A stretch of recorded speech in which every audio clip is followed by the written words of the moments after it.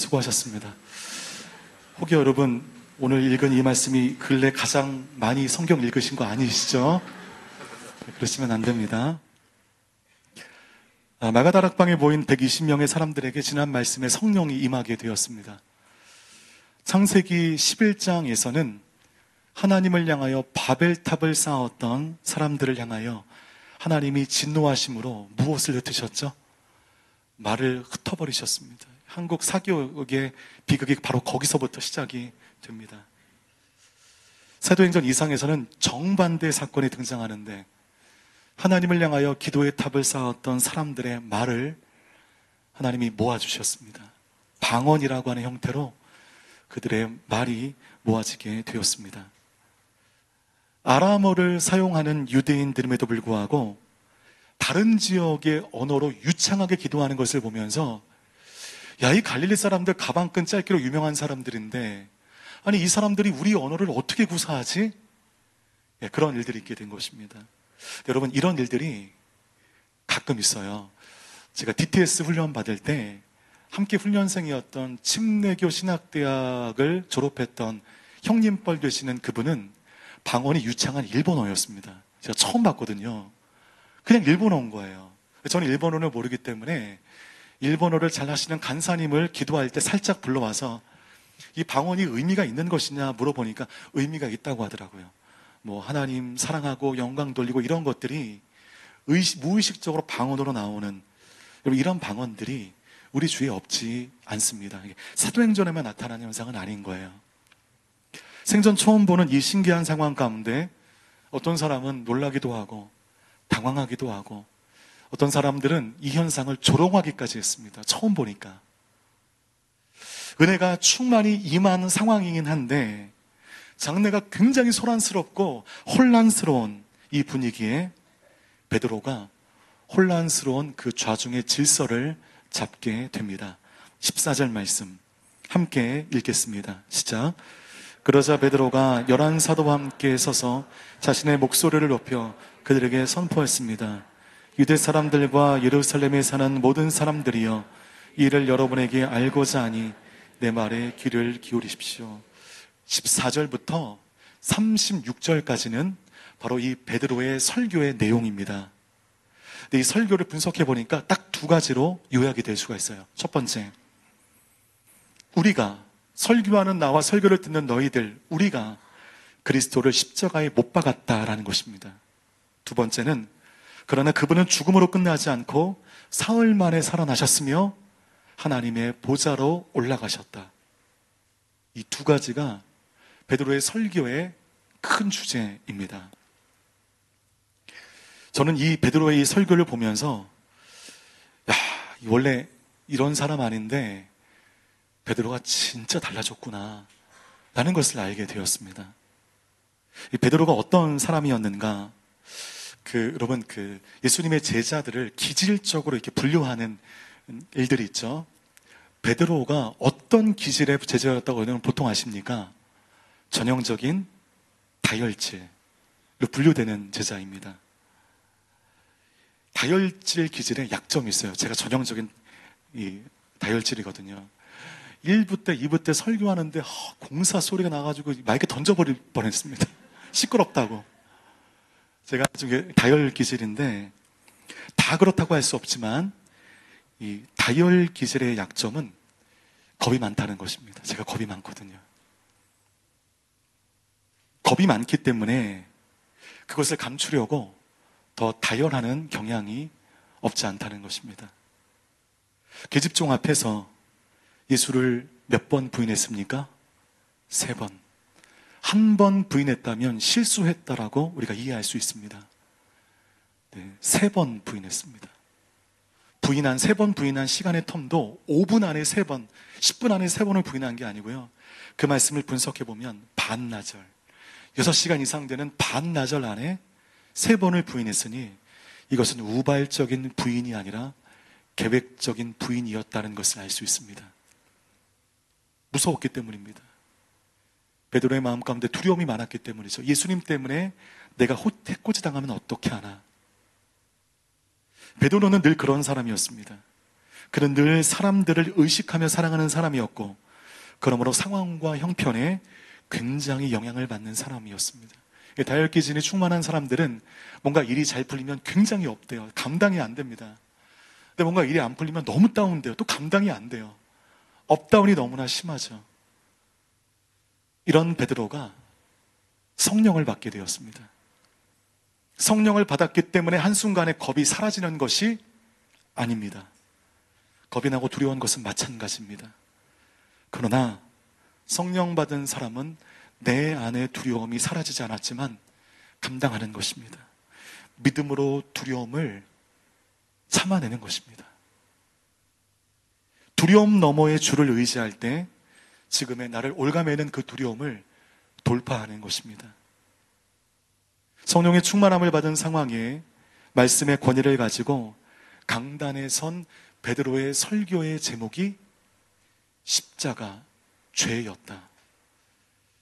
베드로가 달라졌다는 것을 증명하는 것입니다.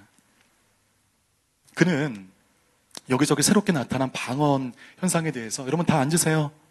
이게 여러분 방언이라는 것인데, 방언이 뭐냐 하면 방언을 설명하지 않았습니다. 그 황홀한 분위기, 혼란스러웠지만 막 사람들이 난곡방언으로 막 방언을 하는 그런 영적인 분위기가 얼마나 황홀하겠어요? 그런 분위기의 편승에 성령 받은 사람들을 축복하거나 격려하지도 않았습니다. 만약에 제가 그 마가다락방에 성령의 사역이 나타난 이후에 제가 담당 교육자고 한다면 당신은 하나, 그거 치라고 하겠습니다. 여러분 다 일어나세요. 하나님 우리에게 성령의 충만함을 주셨습니다. 여러분 다 5분 이상 껴안고 축복하세요. 껴안으면서 또 울고 막 얼마나 훈훈한 장면이 연출이 되겠습니까? 그런데 마치 불같이 뜨거워지는 분위기에 찬물을 끼얹는 것처럼 베드로가 그 당시 모든 사람들이 듣기 거북한 내용을 꺼냅니다. 애지간하다. 그런 분위기 꼭 그런 얘기를 할 필요가 뭐가 있냐. 훈훈하면 되지. 그냥 울기 좋으면 되지. 아닙니다. 십자가, 죄에 대한 내용은 그때나 지금이나 참 거북한 내용입니다. 그러므로 여러분, 말씀은 우리가 듣고 싶은 것을 골라듣는 것이 아니라 들어야 할 말씀을 듣는 것입니다.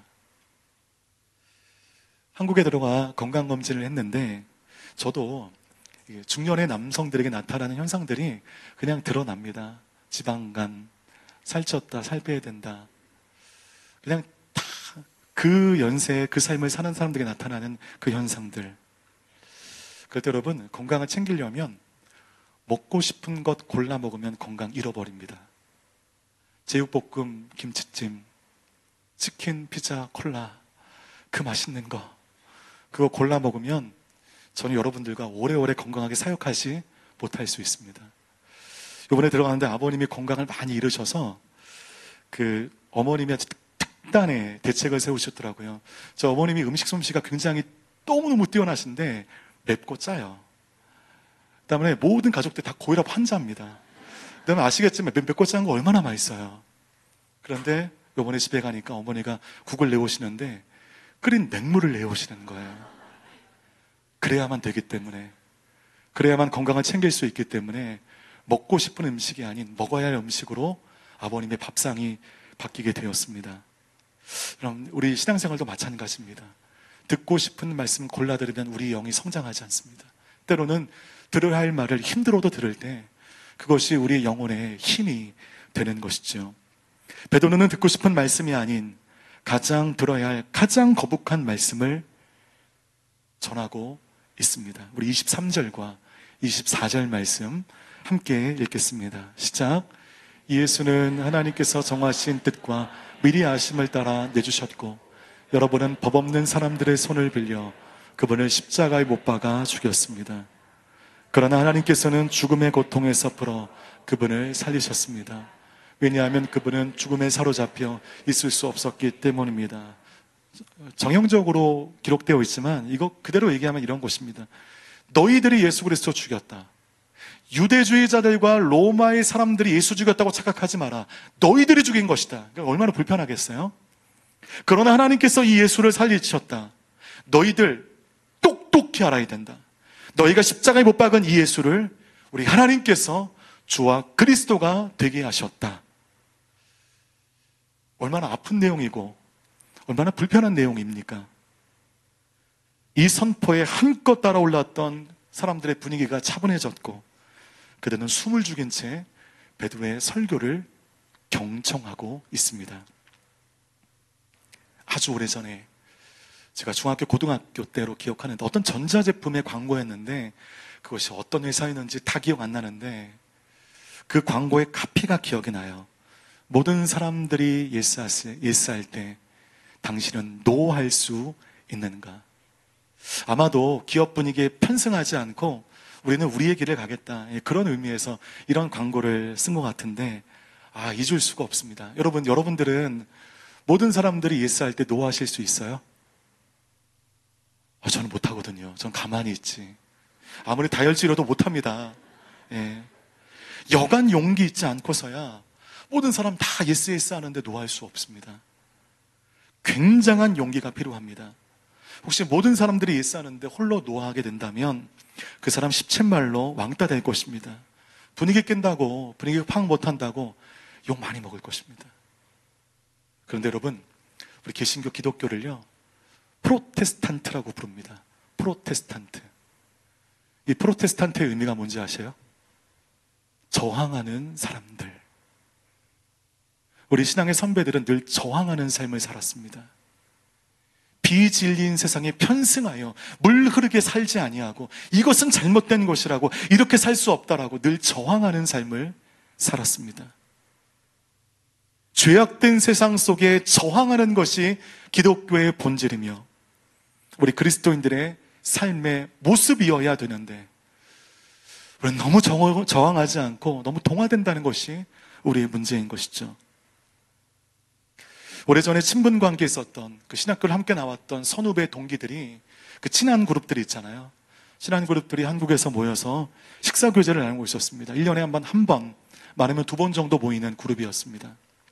스스럼 없이 오랜 시간 함께 하던 사람들이어서 분위기도 좋고 분위기가 한껏 달아오를 때 늘 좌장의 역할을 감당했던, 분위기 메이커를 감당했던 저희 교단에서 가장 큰 교회 선임 부목으로 계신 한 선배께서 가방에서 주섬주섬 무엇인가를 꺼내셨는데 와인 3병을 꺼내셨습니다. 고조된 분위기 가운데 이런 건 우리끼리 먹어도 된다, 괜찮다라며 와인을 따라 돌리기 시작했습니다. 모두가 놀란 눈치였지만 가장 선배가 주시는 거기 때문에 아무 말도 하지 못하고 술잔을 받고 있을 때 이상하게 그런 데만 되면 다혈기질이 충만해지는 저는, 그 당시 혈기왕성했던 저는 형님 이건 좀 아니지 않나요? 라고 한마디를 했고 그 한마디로 그 좋은 분위기가 산산이 부서지게 되었습니다. 와인을 꺼냈던 그분은 민망하여 어쩔 줄 몰라 했고 모임이 급하게 파하게 되었습니다. 성도님들이 그렇게 해도 문제가 될 텐데 아무리 분위기가 한껏 고조가 되었다고 해도 교육자들이 와인을 돌려 마시는 것은 아니잖아요. 그런 태도와 그런 마음으로 무슨 목회를 하겠습니까? 그 형님과 관계가 깨어진 것은 안타깝지만 해야 할 말을 했다라고 생각했습니다. 그런데 이것에 대한 후폭풍이 그 뒤에 있게 되는데 제가 대전에 있다가 서울의 큰 교회 부목사를 하기 위해서 4군데 이력서를 썼습니다. 하나같이 시원하게 떨어져 버렸거든요.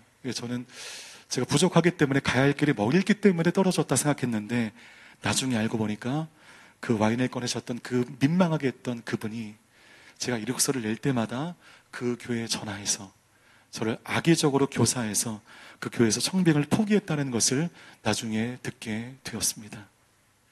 모든 사람들이 예스할 때 노하는 것은 용기가 필요합니다. 이런 불이익이 나에게 다가올 수가 있습니다. 큰 대가 지불이 있을 수 있다는 것이죠.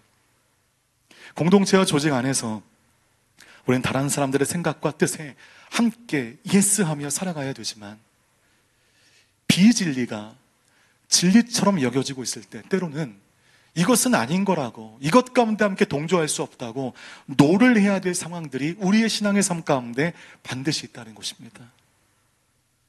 그때 노하지 못하면 여러분들 세상 사람들과의 관계는 이어질 수 있을지 모르겠지만 그 순간부터 자연스레 세상과의 타협이 시작이 되는 것입니다.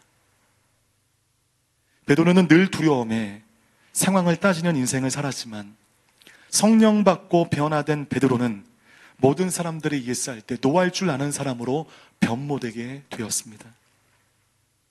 듣기 싫어할 것이 불을 보듯 뻔했지만 그것이 진리이기에 당당히 설교했을 때 오늘 읽은 37절 이하의 말씀 가운데는 그 말씀을 받은 그곳에 모인 사람들이 보여주는 그 반응들이 나타나고 있습니다.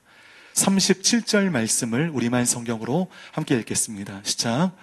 그러자 그들이 듣고 마음이 질려 베드로와 다른 사도들에게 형제들이여 우리가 무엇을 해야 합니까 하고 물었습니다. 같은 말씀을 개역 개정 말씀으로 한 번 더 읽겠습니다. 시작.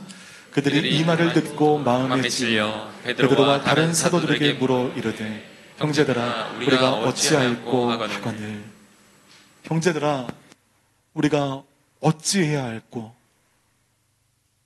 그 말씀, 모두가 거북해하는 그 말씀이 선포되었을 때 적당히 좀 하시라고. 아니 이 분위기 가운데 꼭 분위기를 해치면서까지 그 말씀을 하셔야겠냐고. 노골적으로 불편한 심기를 보이지 않았습니다. 참 멋진 지도자의 멋진 성도들이 아닐 수 없습니다. 베드로의 그 설교에 성도들이 은혜 받았습니다. 그리고 찔림을 받았습니다. 우리가 어찌할꼬. 내가 길을 잃었으니 나에게 무슨 말씀이라도 하십시오. 그럼 그 말씀 따라 살겠습니다. 예, 놀라운 일들이 있게 되었습니다. 누구 하나 기분 나빠하는 사람이 없었다는 것이죠. 여러분, 국민일보에서 오래전에 성도들이 듣기 싫어하는 설교의 유형이 소개되었습니다. 여러분들은 어떤 설교 들으시는 게 좀 캥기세요? 어떤 설교이십니까? 1위, 죄에 대한 설교 당첨입니다. 죄에 대한 설교. 고난주간 참 힘들죠. 설교하는 저도 힘들고 듣는 여러분들도 힘들고 죄에 대한 설교가 성도님들이 가장 듣기 어려운 설교였습니다. 두 번째 뭐였을까요? 헌금 설교였습니다. 헌금 설교 듣기 싫다. 그리고 세 번째는 책망하는 설교 듣기 싫다는 것입니다.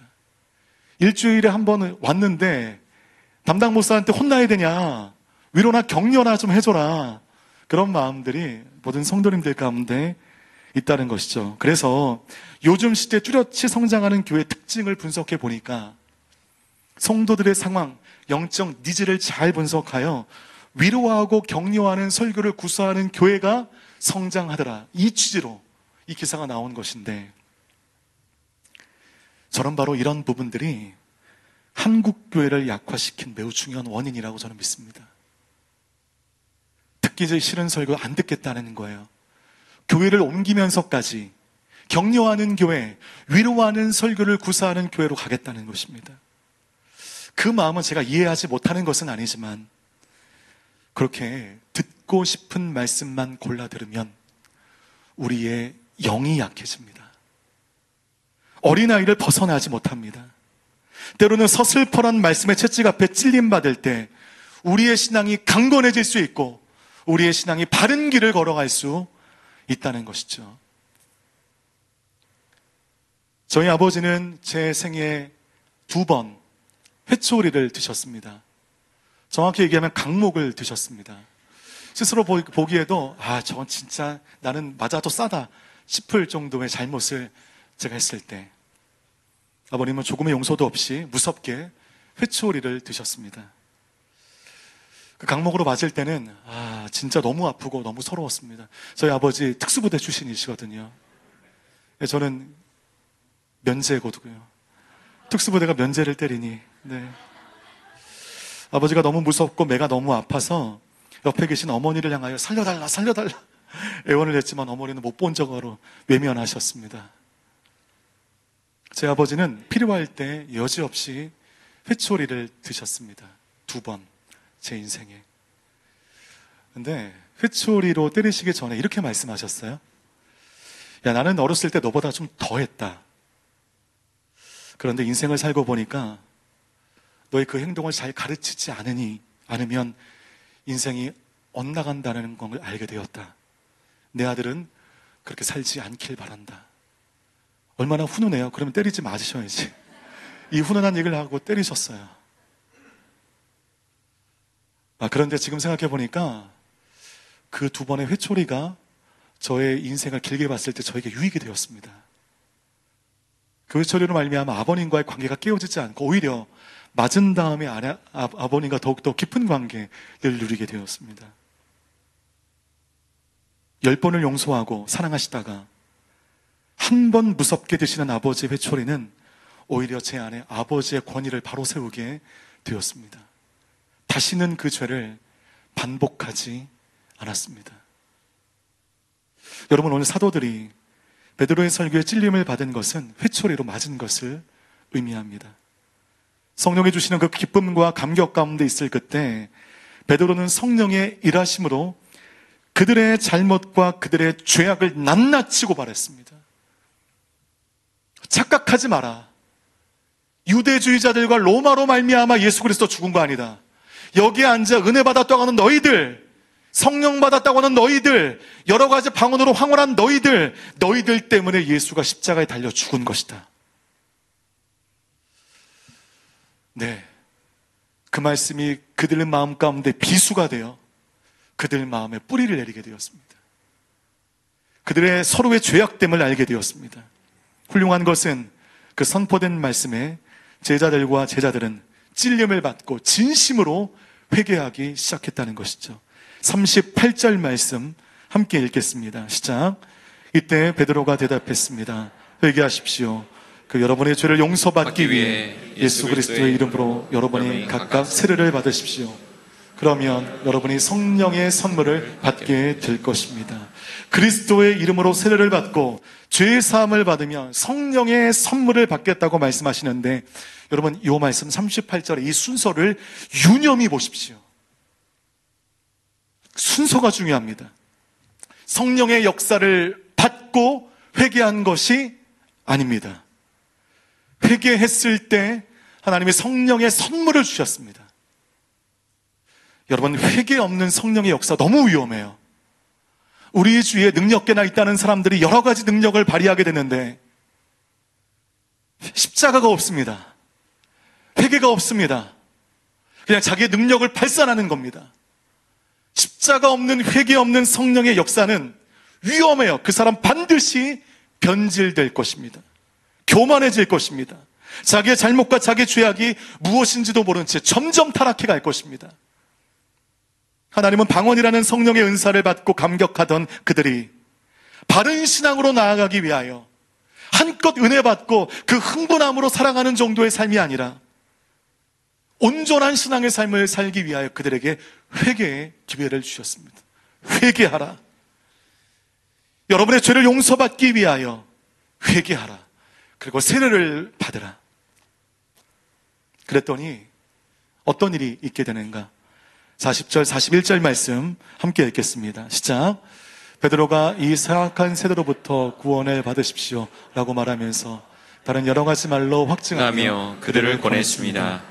그러자 베드로의 말을 받아들인 사람들이 세례를 받았고 그날 믿는 사람의 숫자가 약 3,000명이나 더 늘었습니다. 성도의 수가 한순간에 3,000명 이상 늘어나게 된 것은, 그 역사의 시발점은 하나님의 말씀에 찔림받고 회개하기 시작한 그 순간부터 시작이 되었다는 것이죠. 그러니 여러분, 호치민 온누리교회 부흥해야 되니까 여러분 가지 마시고 여기서 다 찔림 받으세요. 자, 시작. 이런 것이 아니죠. 내 마음의 온전한 부흥은 회개, 즉 십자가의 신앙을 통해서만이 가능하다는 것입니다. 나의 영혼의 현주소가 십자가라고 하는 스펙트럼을 통하여 내가 지금 어디까지 와 있는가, 내가 지금 어디에 있는가, 이것을 잘 돌아보셔야 됩니다.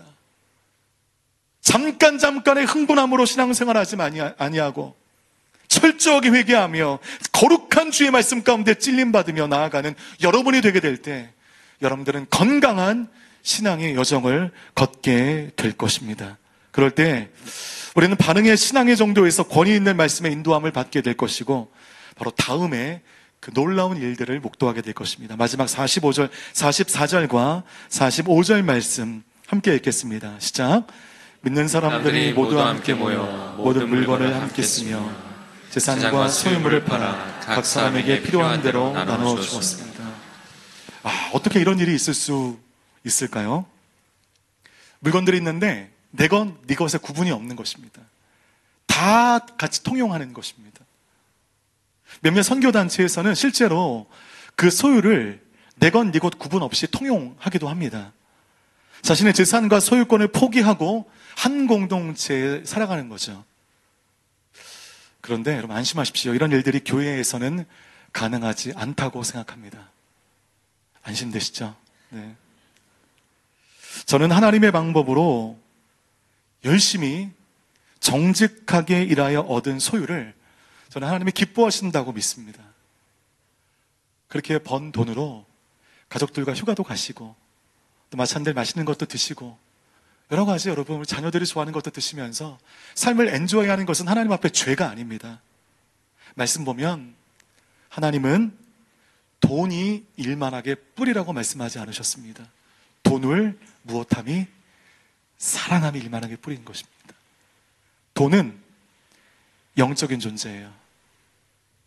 돈을 컨트롤하지 못하면 돈이 여러분을 삼켜버립니다. 돈은 영적인 존재입니다. 그러니까 하나님은 돈, 즉 물질의 가치를 인정하신 것이죠. 내 것, 네 것 없이 서로의 재산을 통용하는 것이 사도행전에 나온 성경의 모형이기 때문에 우리가 따라야 된다. 이것은 적절하지 않습니다. 그러나 초대교회에 성령 받은 성도들은 자신의 소유를 주장하지 않았습니다.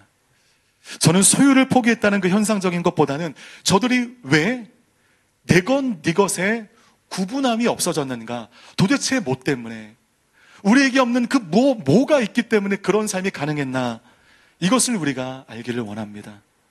그들이 천국 소망을 부여잡고 있었기 때문에 세상과 비할 수 없는 천국을 바라보며 그곳에 마음을 두니 세상에 좋다는 것에 우리의 마음이 빼앗기지 않더라는 것입니다.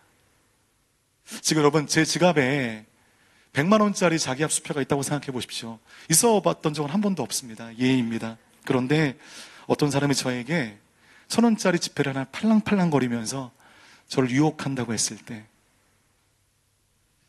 저는 컵방귀도 끼지 않을 것입니다.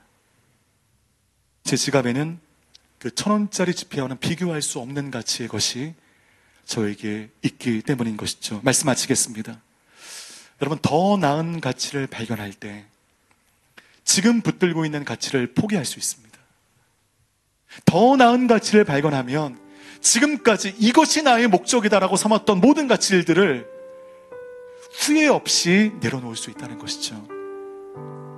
여러분들은 어떤 가치를 붙들고 살아가십니까? 천국 소망이 여러분 안에 있으십니까? 지금 여러분의 영혼보다 더 나은 가치는 존재하지 않아요. 하늘나라 소망보다 더 나은 가치는 세상에 존재하지 않습니다. 초대교회 성도들은 세상보다 비교할 수 없는 더 나은 가치를 발견했기 때문에 예수 믿으면 죽을 수 있는 그 서슬퍼런 현장에서도 공개적으로 세례를 받고 죽음을 당했습니다. 하늘 소망으로 꽉꽉 무장되어 있었기 때문에 그들은 주민등록 말소하고 카타콤에 들어가 평생을 살아도 억울해하지 않았습니다. 그들에게 있는 하늘 소망, 우리에게는 점점 희미해져 버리는 그 하늘 소망이 지금의 삶의 거룩한 믿음의 정도를 걷게 하는 그 동력과 힘이 되었다는 것이죠. 하늘 소망을 품고 녹록치 않은 지금의 상황을 극복하며 그들은 담대한 그리스도인의 증인이 되었다는 것입니다. 하나님이 여러분에게 부어주신 그 물질들, 기회들, 시간들 마음껏 엔조이하십시오. 그다음 우리의 생각과 우리의 마음을 땅에 두지 마시고 하늘 소망을 바라보십시오. 그럴 때 우리는 그냥 허상의 문구가 아닌 정말로 그리스도의 담대한 증인으로 살아가는 삶의 자리, 주님의 은혜의 통로가 될 것입니다. 바로 그런 삶으로 살아가는 호치민 온누리 교회 귀한 성도님 한 분 한 분 다 되시기를 주님의 이름으로 축복합니다.